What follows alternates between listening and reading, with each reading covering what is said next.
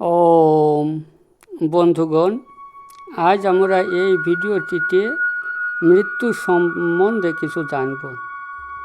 মৃত্যু সম্বন্ধে কিছু জানতে গেলে ভগবদ্গীতায় ভগবান শ্রীকৃষ্ণ অর্জুনকে যা বলেছেন সে কথাগুলি বিশেষ প্রণিধানযোগ্য। ভগবান দ্বিতীয় অধ্যায়ে সাংখ্যযোগে বললেন, হে অর্জুন, ন জায়তে ম্রিয়তে বা কদাচিন নায়ং ভূত্তা ভবিতা বা না ভুয়ো অজ নিত্য শাশ্বতয়ং পুরাণ ন হন্যতে হন্যমানে শরীরে। অর্থাৎ আত্মা কখনো জন্মগ্রহণ করেন না, কখনো মরেনও না। ইনি জন্মরহিত, নিত্য, ক্ষয়রহিত ও পরিণাম শূন্য। অতএব শরীর বিনষ্ট হলেও ইনি বিনষ্ট হন না। বাসাংসি জিন্নানি যথা বিহায় নবানি গৃহ্ণাতি নরহ পরাণী তথা শরীরানি বিহায় জিন্নান্য নানি সংজাতি নবানি দেহি। যেমন লোকে পুরাতন বস্ত্র ত্যাগ করে নূতন বস্ত্র পরিধান করে, তেমনি আত্মাও জীর্ণ দেহ ত্যাগ করে নূতন দেহ গ্রহণ করে।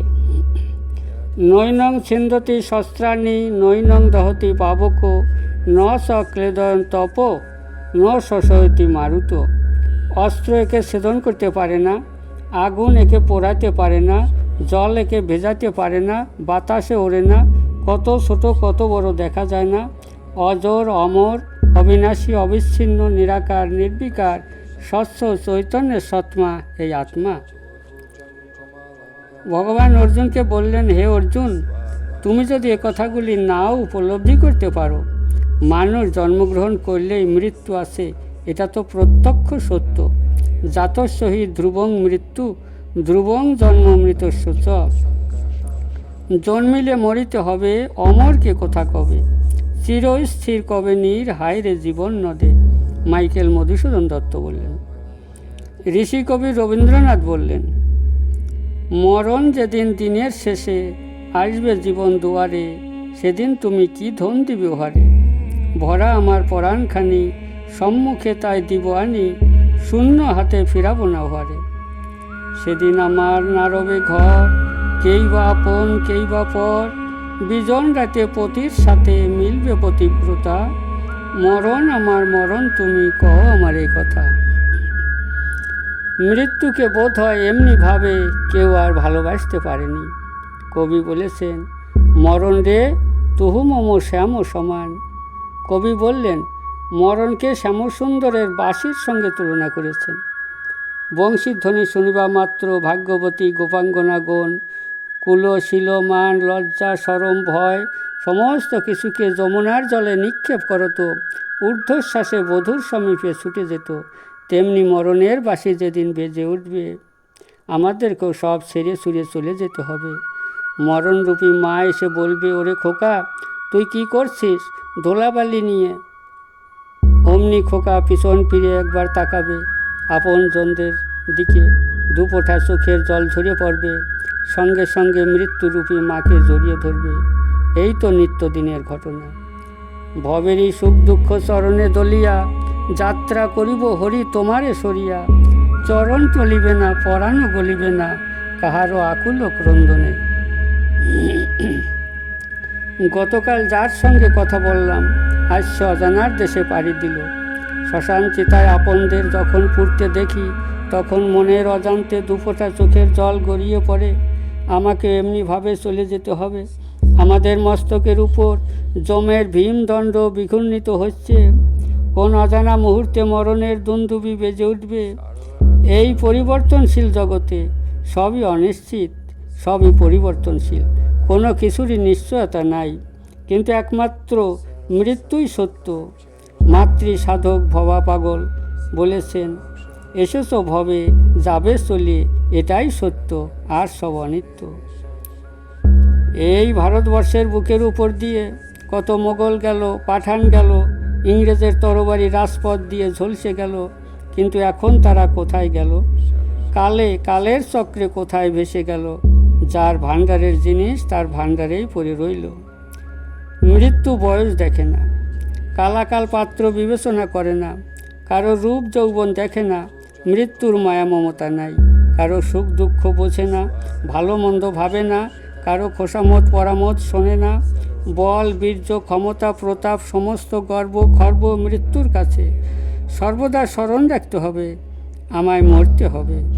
আমার মতো কত লোক এই বাড়ি পুকুর জমি জায়গার উপরে দানবী চাহনি চেয়ে মৃত্যুর কোলে ঢলে পড়েছে। অনিত্যানি শরীরানি বিভব নৈব শাশ্বত নিত্যং সন্নিহিতং মৃত্যু কর্তব্য ধর্ম সঞ্চয়। এই শরীর অনিত্য, আজ আছে কাল নেই। ধন সম্পত্তি আগামী দিন পর্যন্ত থাকবে কিনা সন্দেহ। প্রতিজীব মৃত্যুর কোলে ঢলে পড়ছে। সুতরাং একান্ত কর্তব্য ধর্ম সঞ্চয় করা। মহাভারতে যুধিষ্ঠির বকরূপী ধর্মকে বললেন, প্রতিদিন কত লোক যায় জম ঘরে, অবশিষ্ট যারা থাকে তারা ইহা মনে করে, আমরা অমর বুঝি নাহি হব ক্ষয়, ইহা হতে কি আশ্চর্য কহ মহাশয়। ভাগবত বললেন, অদ্য বা শতাব্দে মৃত্যুইব প্রাণীনাং ধ্রুব, অর্থাৎ আজ হোক কাল হোক শত বৎসর পরে হোক মৃত্যুই চিরন্তন সত্য। সুতরাং যতদিন মৃত্যুর কোলে ঢলে না পড়ি ততদিন মৃত্যুর চিন্তা জাগ্রত রাখতে হবে। মরণের মহাক্ষেত্র মহাশ্মশান আমাদের বাসস্থান। আমরা মরণ পথের পথিক, দিবানিশি মরণের কোলেই বসে আছি। ধর্মপথে চলবার ইহাই সহজতম কৌশল। প্রতিদিনকার মানস ব্যায়াম। প্রতিদিন ঘুম থেকে উঠে বিছানায় বসে একবার ভাবতে হবে, আমাকে মরতে হবে। বোধ হয় আজই সেদিন। তাহলে আর মরজগতে মদন মরণের অভিনয় করতে হবে না। যে সময় একবার চলে যায় তা তো আর ফিরে আসে না। সেই জন্য প্রত্যেকটি নিঃশ্বাস সদ্ব্যবহার করা প্রয়োজন। এ জগতে যে ভাগ্যবান, পূর্বজন্মের স্বীকৃতি বলে, পিতামাতার আশীর্বাদের বলে, সাধুসঙ্গ ভক্ত কৃপায় মহতের সংস্পর্শে জীবনের প্রতিটি মুহূর্তের সদ্ব্যবহার করেছে, ওরে এ জগতে সেই ধন্য। সন্ধ্যার সময় অস্তাচলগামী সূর্যের দিকে তাকিয়ে মনে ভাববে, আমার জীবন সূর্য তেমনিভাবে একদিন নিভে যাবে। এই মুহূর্তেই যদি সূর্যাস্তের সঙ্গে সঙ্গে আমার জীবন সূর্য যদি অস্তাচলে যায়, রাতের অন্ধকারের মতো মৃত্যুর করাল ছায়া যদি আমাকে গ্রাস করে, তবে আমি কি লইয়ে এ জগৎ সংসার হইতে বিদায় নিলাম? আমার ভবপারের সম্বল পাথেয় কি আছে? ভগবান কি আমাকে এই জন্য ভবে পাঠিয়েছেন? খাই দাই বংশ বিস্তার করি, ওরে এ তো পশুতেও করে। তাহলে পশুর সঙ্গে আমার পার্থক্যটা কি? এমনিভাবে যদি চিন্তা করতে পারি, জীবন বিশ্লেষণ করতে পারি, তাহলে মনে কুচিন্তা, কুভাবনা, কুপ্রবৃত্তি, কুক্রিয়া আসক্তি, কুপ্রচেষ্টা ও ইন্দ্রিয়ের উত্তেজনা দূরীভূত হবেই হবে। জয় গুরু। ওম সমাধি। ওম শান্তি। ওম শান্তি। ওম